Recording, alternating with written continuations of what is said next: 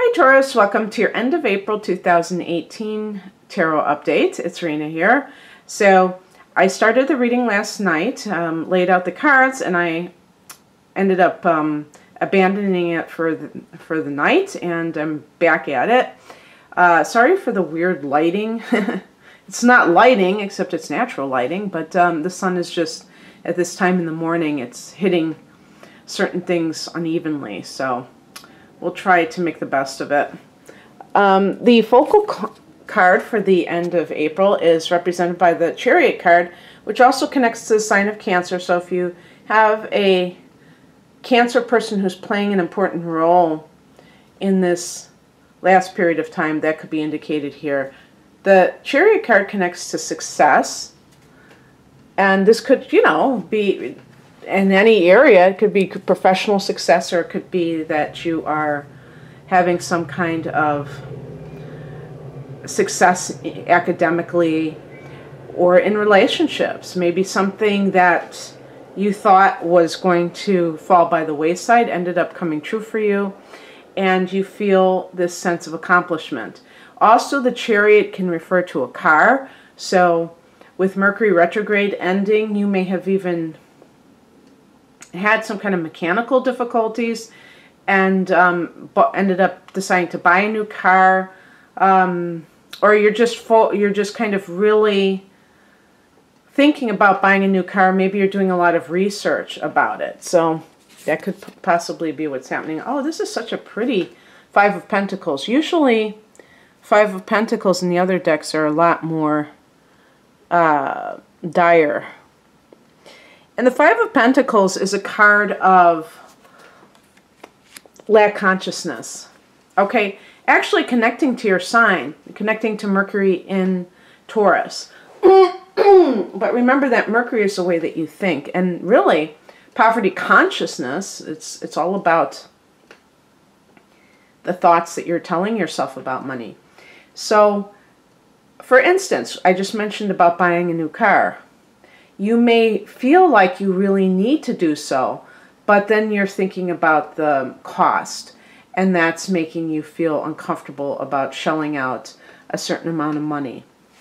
You may have gotten a promotion at work, but you're thinking about the money. You're thinking about, oh, I still don't have enough money to stay at this job, even though they're treating me well. I just got a promotion. In other words, there's this sense of not having enough. And this could be factually true in terms of your dollars and cents, your bank account balance. In that case, with the Chariot, there has to be something good that has recently happened, or that it's about to happen, that kind of contradicts that belief system. So maybe this is all an internal thing where you're having success, but you're kind of not able to really enjoy it because you don't have that sense of, I don't know what you would call it, self-love, the ability to appreciate your successes because you feel deserving of them. So, interesting. And that could even be with relationship. Maybe you met a Cancer person who is very caring towards you and really shows that they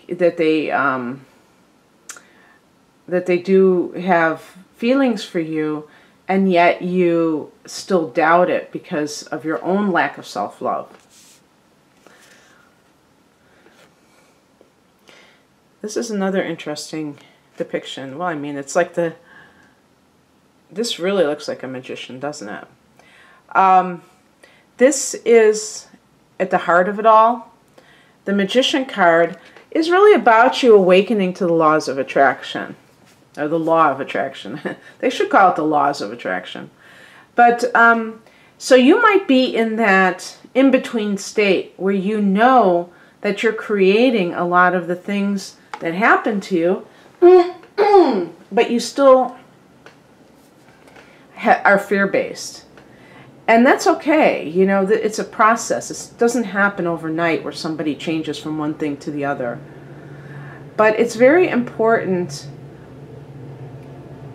You know, you have like these 3 major arcana cards here. The Fool, the Magician, and the Chariot.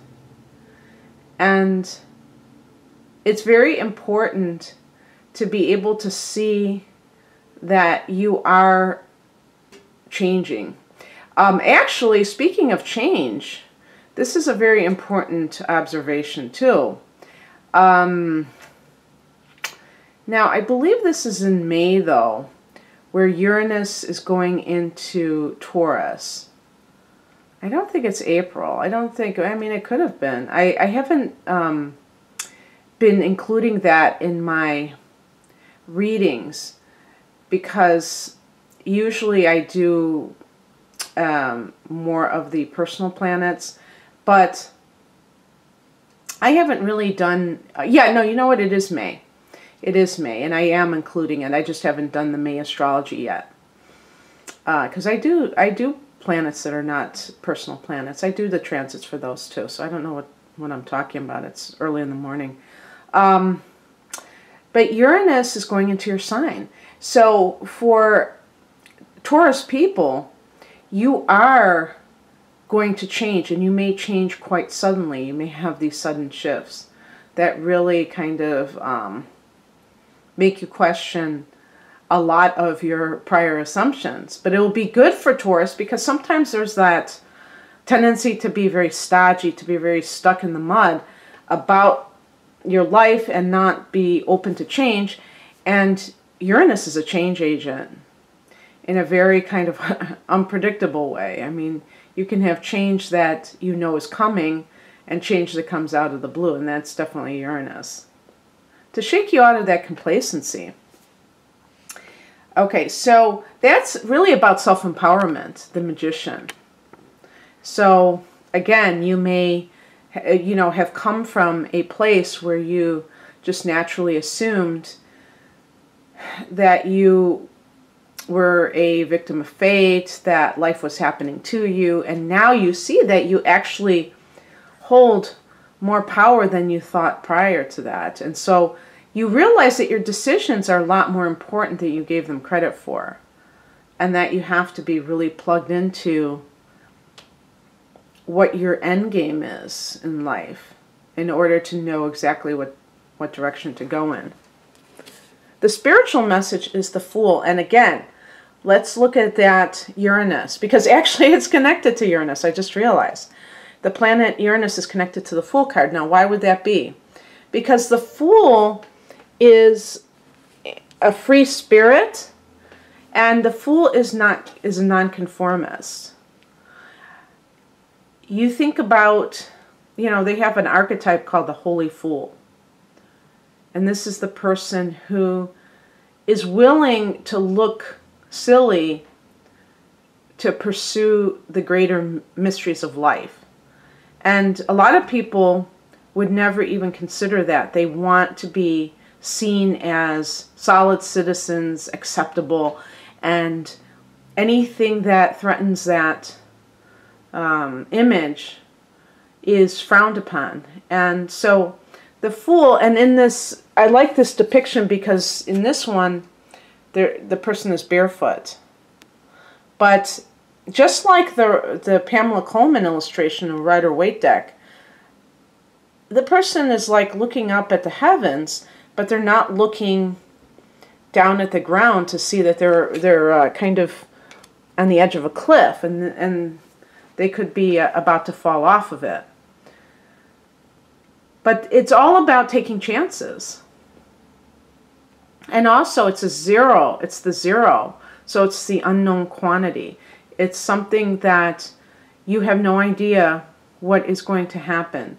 A new chapter, a whole new chapter, 0 point, where you can recreate your life, you know, in the greatest way possible.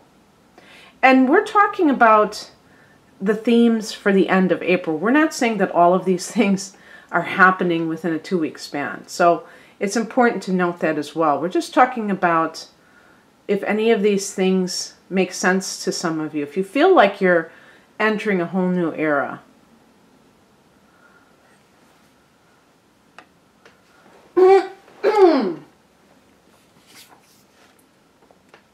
The advice is the Two of Swords. Now this, when I first saw this, I was thinking about a fork in the road. And I think, yeah, they do. They have two paths, which is really perfect. Absolutely perfect. I think this is one of the best depictions I've ever seen of the Two of Swords. So, you may be having career success, but there may be something that is holding you back, and it may be like just being overly concerned with money. And you have to decide, do I continue and just trust that the universe has my back, or should I take a safer route? You know, I was just thinking about that poem by Robert Frost. You know, two roads diverged in yellow wood. The road less taken, yeah. So, sometimes it feels like very scary to take that unknown path, but it's ultimately the most satisfying. There's a saying, you know, jump and the universe will provide a net. Well, you know, Taurus is a naturally cautious sign. Taurus people tend to look before they leap, so they will not be the type to just jump and expect the net to appear. And I think that sometimes it is foolhardy to take a chance that you have no idea is going to be successful. That's my own opinion, because I have Taurus rising. I tend to be overly cautious myself. So my perception is based on being overly cautious. But I'm saying this because I don't feel that it would be right for me to encourage people to just assume certain things are going to happen. But by the same token, if you feel in your heart that you are entering a new phase, Taurus, and you feel frustrated with yourself because you have this tendency to worry too much about money, then perhaps that is indicated for you. Maybe you are at this fork in the road where you need to, you know, trust more that things will be okay.